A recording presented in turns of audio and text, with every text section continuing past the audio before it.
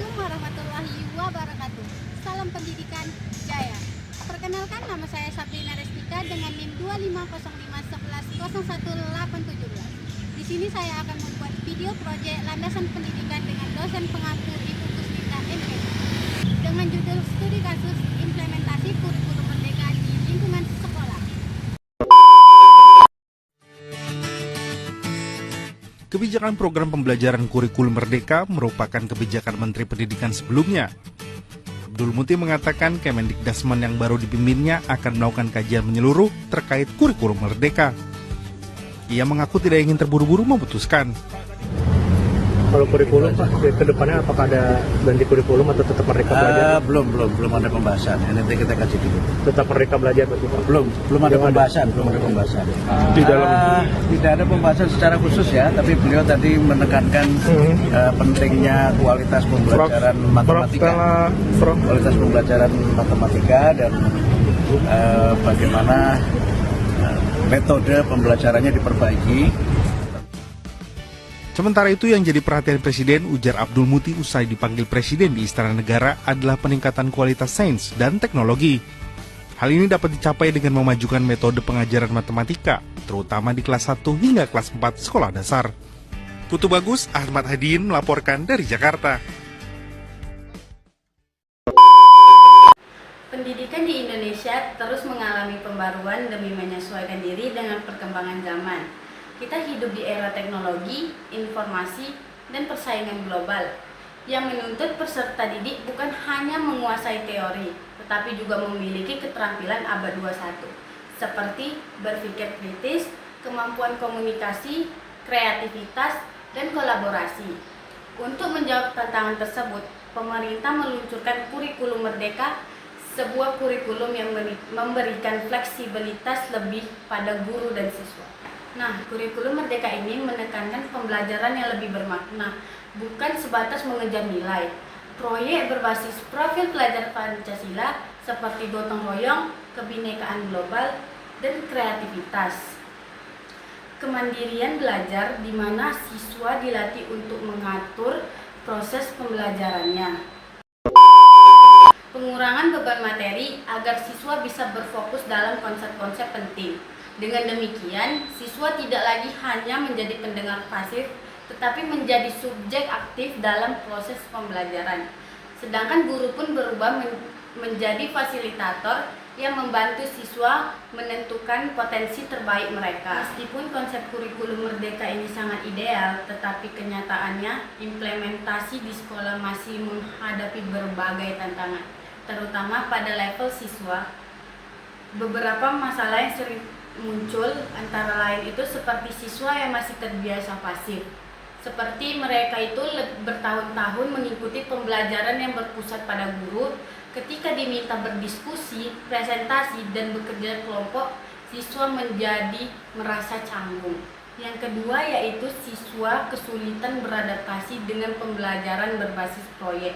Bagi beberapa siswa, proyek dianggap membingungkan karena tidak ada jawaban tunggal seperti soal ujian. Mereka harus berpikir, mengelola ide, mencari sumber, dan bekerja sama.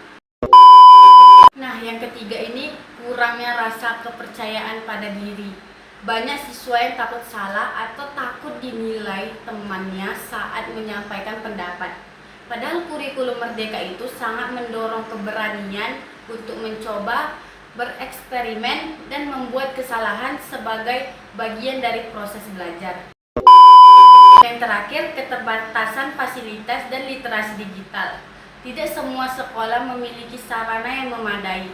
Ada yang minim perangkat teknologi, ada yang belum terbiasa dengan penggunaan platform digital pendukung pembelajaran. Semua tantangan ini harus kita pahami agar proses implementasi kurikulum merdeka menjadi lebih efektif. Nah, untuk mengatasi tantangan yang tadi, dibutuhkan langkah-langkah yang tepat, konsisten, dan berkelanjutan. Berikut 2 pendekatan besar yang bisa kita lakukan. Yang pertama itu pembiasaan bertahap. Perubahan tidak hanya dilakukan secara tiba-tiba, tetapi guru dapat memulai dari hal-hal kecil, seperti memberikan proyek sederhana, seperti mendesain poster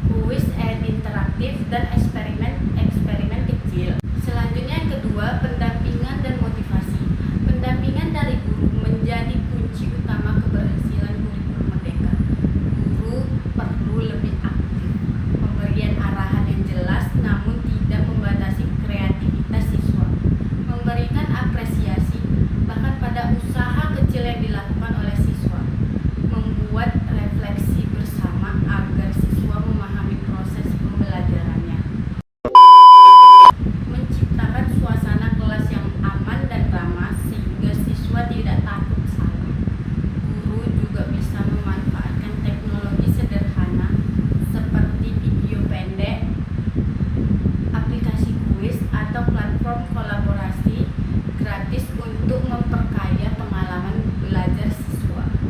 Selain dua hal tersebut, kerjasama dengan orang tua juga perlu diperkuat.